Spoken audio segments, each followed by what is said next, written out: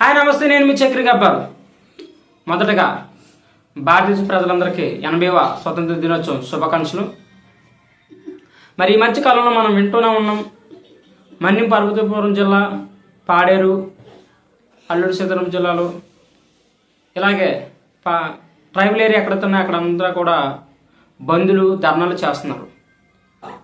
ఈ బంధులు ఈ ధర్నాలు ఎందుకు చేస్తున్నారని చూస్తే, ఏదైతే ట్రైబల్ ప్రజలు ఉన్నారో, ఎస్టీ ప్రజలు ఉన్నారో వాళ్ళకి రాజ్యాంగం 1/70 హక్కు కల్పించి ఉంది. అసలు 1/70 హక్కు ఏంటనగా, ట్రైబల్ ఏరియా ఉన్న భూములు కేవలం వాళ్ళ మాత్రం సాగు చేసుకోవాలి, వాళ్ళకి తాలూకోవాలి, వాళ్ళ ప్రజలకు మాత్రం అమ్ముకోవాలి, బయట వ్యక్తులు అమ్మడానికి కానీ బయట వ్యక్తులు ఏదైనా ఇండస్ట్రీలు పెట్టడానికి కానీ చట్టం వర్తించదు అన్న ఉద్దేశంతో ఈ 1/70ని ఈరోజు విఫలం చెందుతుంది ఆంధ్రప్రదేశ్లో. ఈ 1/70కి విలువ లేకుండా పోతుంది. ఈ మాట ఎందుకంటున్నానన్నా, ఈరోజు ఎస్టీ ప్రజలయ్యారు, రేపు ఎస్టీ, ఎస్సీ, బీసీ, ఓసీ, మిగతా క్యాస్ట్ వాళ్ళకి అన్యాయం జరగదనుకుంటున్నారా? ఈరోజు 1/70 చట్టానికి విలువ లేకుండా పోయింది. జీవో నెంబర్ 3 అనగా ఎవరైతే ట్రైబల్ ప్రజలు ఉన్నారో వాళ్ళకు ఉద్యోగాలు 100% కల్పించాలని చెప్పేసి 2000 సంవత్సరంలో జీవో నెంబర్ 3ని తీసుకొచ్చారు. 2020లో ఈ యొక్క జీవో నెంబర్ 3పై బీజేపీ ప్రభుత్వం క్యాన్సిల్ చేయడం జరిగింది. సుప్రీంకోర్టు గైడెన్స్ ప్రకారము జీవో నెంబర్ 3ని క్యాన్సిల్ చేశారు. అసలు జీవో నెంబర్ 3ని క్యాన్సిల్ చేయడం ముఖ్య కారణం ఏంటంటే, ఎవరైతే భారతదేశంలో రిజర్వేషన్ పొంది ఉన్నారో వాళ్ళందరికీ కూడా కేవలం 50% మాత్రమే రిజర్వేషన్ ఉండాలి అని చెప్పేసి బీజేపీ ప్రభుత్వం తీసిన తీర్మానం ప్రకారంగా ఈరోజు జీవో నెంబర్ 3 రద్దు చేయబడింది. ఈ 50% రిజర్వేషన్ ఉండడం వల్ల ఎస్టీ ప్రజలు 100% రిజర్వేషన్ కోల్పోయారు. వాళ్ళ యొక్క జీవిత మనుగడ ఈరోజు దీన స్థితిలోకి వెళ్ళిపోతుంది. జీవో నెంబర్ 3 ఉన్నట్లయితే వాళ్ళకి 100% రిజర్వేషన్ వచ్చును, 100% వాళ్ళ వ్యక్తులే జాబులు చేద్దును, వాళ్ళ వ్యక్తులే టీచర్లు, డాక్టర్లు, ఇంకా గవర్నమెంట్ జాబులు ప్రతి ఒక్కటి కూడా వాళ్ళే చేసి ఉంటారు. ఎప్పుడైతే ఈ జీవో నెంబర్ 3 క్యాన్సిల్ చేయబడిందో, బీజేపీ ప్రభుత్వం ఓన్లీ 50% రిజర్వేషన్ కల్పించిందో, దీనివలన వాళ్ళకు మనుగడ లేకుండా పోయింది. అసలే వాళ్ళు ఉండేది ఎక్కడో కొండల్లోనూ, ఎక్కడో అడవుల్లోనూ.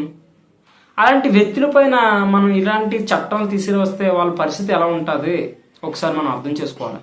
డెవలప్ చేయడం తప్పు లేదు, డెవలప్ పేరు చెప్పేసి ఎంతోమంది ఎస్టీ ప్రజలకు మనోభావాలు దెబ్బతీసే విధంగా ప్రభుత్వాలు నిర్ణయాలు తీసుకోకూడదని నేను మనవి చేసుకుంటున్నాను. కానీ అందరికీ సమానత్వం ఉందా అంటే లేదు. ఈరోజు మనం మైదాన ప్రాంతంలో ఉండి సిటీల్లో పెద్ద పెద్ద భవనాల్లో ఉంటూ పెద్ద పెద్ద యూనివర్సిటీల్లో మన పిల్లలు చదువుకుంటున్నారు, మన రిలేటివ్స్ చదువుకుంటున్నారు, మన అన్నీలు, మన అక్కలు, మన చెల్లెళ్ళు, మన తమ్ముళ్ళు వీళ్ళందరూ కూడా చదువుకుంటున్నారు. మరి ఎస్టీ ప్రజలు ఎక్కడ చదువుతున్నారు? అడవుల్లో చదువుకుంటున్నారు, కొండల్లో చదువుకుంటున్నారు, మృగాలున్న ప్రాంతాల్లో చదువుకుంటున్నారు. వాళ్ళకి అటువంటి సౌకర్యాలు లేవు. మనకలా మంచి బిల్డింగ్లు, మంచి తరగతులు, మంచి స్కూల్స్ వాళ్ళకి ఆ సౌకర్యాలు లేవు. మరి అంత అడవులోకి వెళ్ళి ఒక టీచర్ బోధించుకుంటే బోధిస్తారా? బోధించరు. లేదా నేను ట్రాన్స్ఫర్ అయిపోవాలా, ట్రాన్స్ఫర్ అయిపోయి వేరే ప్రాంతాలకు వెళ్ళిపోయి అక్కడ నేను టీచింగ్ చెప్పుకోవాలన్న ఆలోచన ఉంటాయి ఉపాధ్యాయులు. ఏదైనా డాక్టర్ అవ్వచ్చు, లాయర్ అవ్వచ్చు, ఇంకెవరన్నా ఉద్యోగస్తులు ఆ ట్రైబల్ ఏరియా నేను చేయలేని ఉద్యోగము, నాకు దూరంగా ట్రాన్స్ఫర్ చేసేయండి అని చెప్పేసి పరిస్థితులు ఉంటాయి. మనకి ఉద్యోగం వస్తే ఆ ఉద్యోగం ట్రైబల్ ఏరియా నువ్వు చేయలేకపోతున్నావు.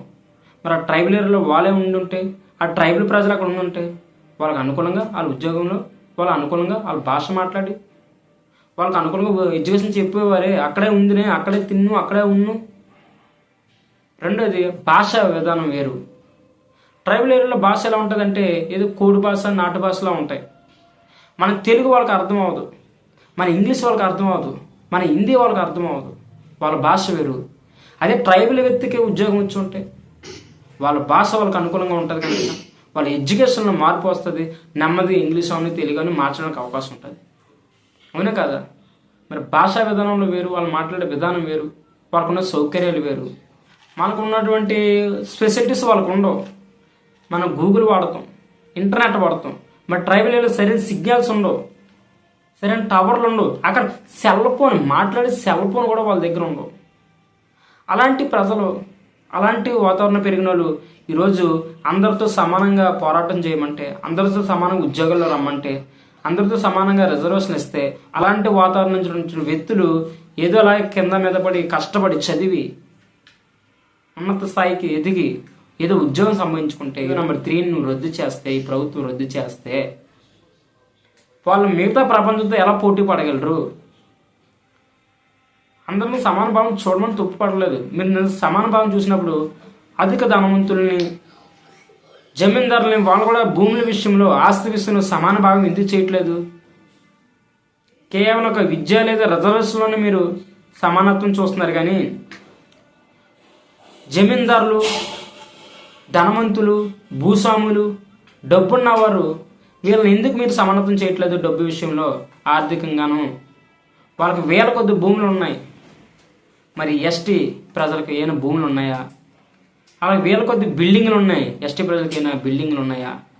దీనిపైన ప్రభుత్వం ఒకసారి మంచి నిర్ణయం తీసుకోవాలని ఆలోచిస్తున్నాము. ఇంకా అసలు జీవో నెంబర్ 3ని ప్రభుత్వం రద్దు చేయడానికి కారణాలు కూడా ఉన్నాయి. క్వాలిటీ ఎడ్యుకేషన్ రావాలి. క్వాలిటీ ఎడ్యుకేషన్ వల్ల పిల్లల్లో క్వాలిటీనెస్ పెరుగుతుంది. పిల్లలకి ఎడ్యుకేషన్ చెప్పే టీచర్ కావని, ఆపరేషన్ చేసే డాక్టర్ అవని, క్వాలిటీ డాక్టర్ ఉన్నారనుకో, ఒక టెక్నాలజీ ప్రకారం వాళ్ళు ముందు సాగి ఆ ఆపరేషన్ సరిగ్గా చేయడానికి అవకాశం ఉంటుంది. బాగా చదివిన టీచరు పిల్లలు బాగా చెప్పడానికి అవకాశం ఉంటుంది అన్న ఉద్దేశం మీద ఇక జీవో నెంబర్ 3ని రద్దు చేశారు. పాలిటిక్స్లో లంచగొండితనం ఎక్కువైపోతుంది. ఎస్టీ అని ప్రజలని చెప్పేసి చదువు రాని వ్యక్తులు ఆ సర్టిఫికెట్ను ఉపయోగించుకొని వాళ్ళు ఏం చేస్తున్నారంట, గవర్నమెంట్ ఉద్యోగులుగా తయారవుతున్నారు లంచాలు ఇచ్చేసి. దీన్ని ఉద్దేశించి ఇక ప్రభుత్వము ఆ యొక్క జీవో నెంబర్ 3ని రద్దు చేయడం జరిగింది.